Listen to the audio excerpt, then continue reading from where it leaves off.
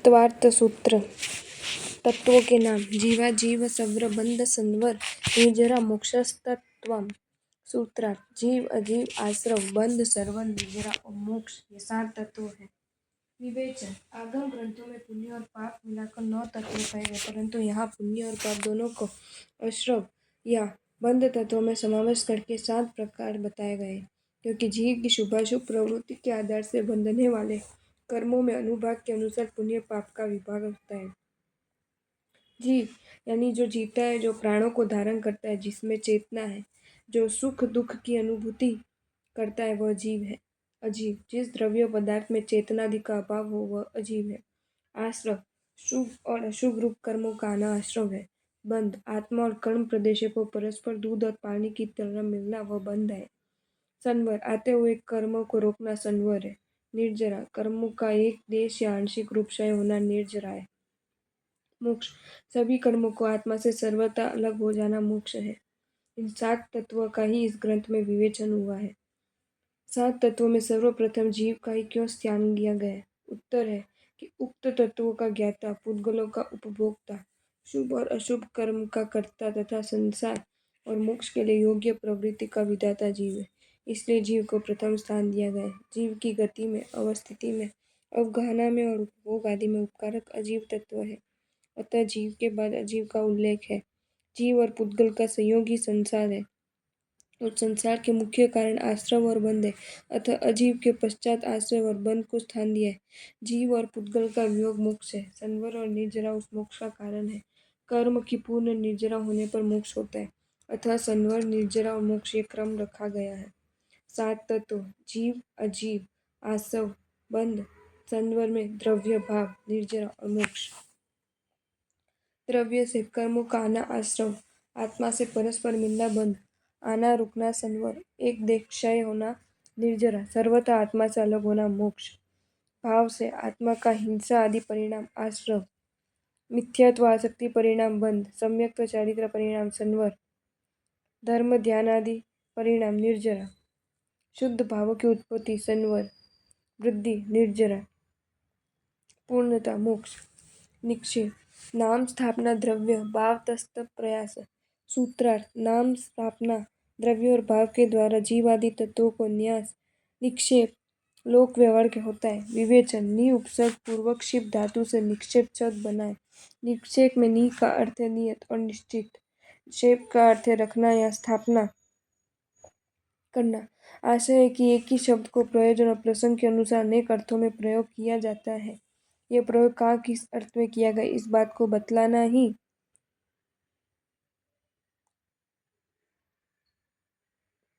निक्षेप विधि का काम है, अतः शब्द के अर्थ का निश्चय करने का निक्षेप कहते हैं। प्रत्येक शब्द के कम से कम 4 अर्थ मिलते हैं। ये चारों ही उस शब्द के अर्थ सामान्य के 4 विभाग हैं, जिन्हें निक्षेप या न्यास कहते हैं। इन्हें जान लेने पर ही वक्ता का सही आशय समझा जा सकता है। ये 4 निक्षेप इस प्रकार है। नाम स्थापना द्रव्य और भाव।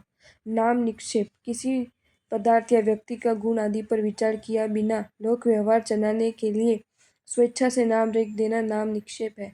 इस नामकरण की प्रक्रिया में न तो नाम के अनुरूप गुणों का विचार किया जाता है और न ही उसके लोक प्रचलित अर्थ का। ये तो केवल किसी व्यक्ति, वस्तु, स्थान, काल, घटना आदि की पहचान के लिए रखा जाता है। जैसे किसी का नाम महावीर रख देना, किंतु उसमें महावीर के गुण नहीं है, वह तो कायर और निर्बल है। ये नाम का लोक व्यवहार में उस जानने के लिए संकेतात्मक है। स्थापना निक्षेप जिस निक्षेप में किसी व्यक्ति या वस्तु की प्रतिकृति, चित्र या मूर्ति में उस मूलभूत वस्तु का आरोपण कर उसे उस नाम से अभिहित करना स्थापना निक्षेप है। जैसे भगवान महावीर स्वामी की प्रतिमा को महावीर स्वामी कहना, गाय की आकृति के खिलाने को गाय कहना या नाटक में राम रावण आदि के अभिनय करने वाले पात्रों को राम आदि कहना स्थापना निक्षेप के 2 भेद हैं। तदाकर स्थापना और अतदाकर स्थापना, इन्हें सद्भाव स्थापना और असद्भाव स्थापना भी कहते हैं। तदाकार स्थापना मूल वस्तु की आकृति जैसी है वैसी ही आकृति वाली वस्तु में उस मूल वस्तु का आरोपण करना तदाकर स्थापना है। जैसे अपने गुरु के चित्र को गुरु मानना। अतदाकर स्थापना जो वस्तु अपने मूल वस्तु की प्रतिकृति तो नहीं है, फिर भी उसमें मूल वस्तु का आरोपण करना अतदाकर स्थापना है। जैसे स्थापनाचार्य आदि में अपने गुरु का आरोपण करना या शतरंज की मोहरों को हाथी घोड़ा राजी आदि कहना। श्रोता को चाहिए कि वो न तो स्थापना का मूल वस्तु मानने की भूल करे और न स्थापना निक्षेप का सर्वदा निषेध करे। सही श्रोता मूल वस्तु को समझने के लिए स्थापना निक्षेप के साधन के रूप में प्रयोग करे। द्रव्य निक्षेप वस्तु की भूतकालीन अथवा भविष्यकालीन अवस्था को वर्तमान में भी उसी नाम से पहचानना द्रव्य निक्षेप है। जैसे पहले कभी राजा या मंत्री रहे हुए व्यक्ति को वर्तमान में राजा या मंत्री कहना, ये भूतकालीन पर्याय की दृष्टि से कहा जा सकता है। राजकुमार वर्तमान को भगवान महावीर कहना या युवराज को राजा शब्द से संबोधित करना, ये भावी पर्याय की दृष्टि है। भाव निक्षेप संपूर्ण गुण युक्त पदार्थ या व्यक्ति को उस रूप से में मानना, अर्थात जिस स्थिति में उस वस्तु में विद्यमान उसे वैसा ही कहना भाव निक्षेप कहलाता है।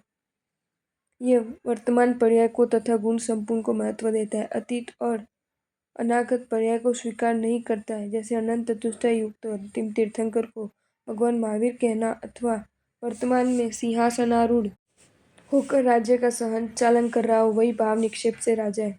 निक्षेप राजा के अर्थ को शब्द के अर्थ को निश्चय करना।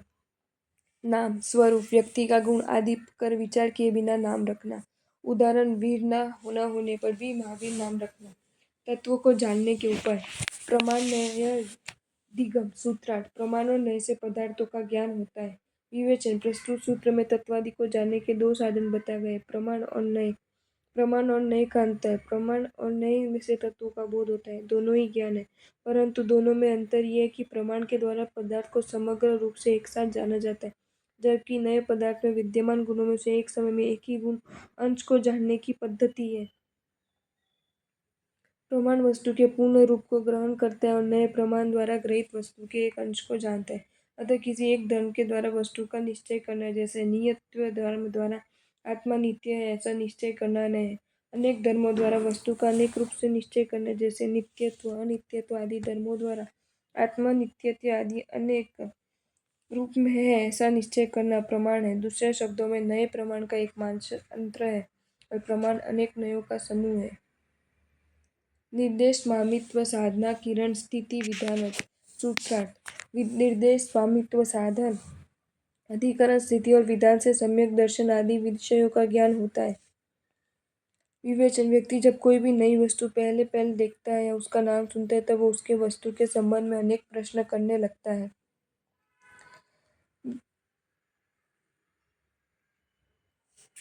वह उस वस्तु के स्वभाव, रूप, रंग, उसके मालिक बनने की पद्धति, टिकाऊ पर नानाविध प्रश्न करके अपने ज्ञान की वृद्धि करता है।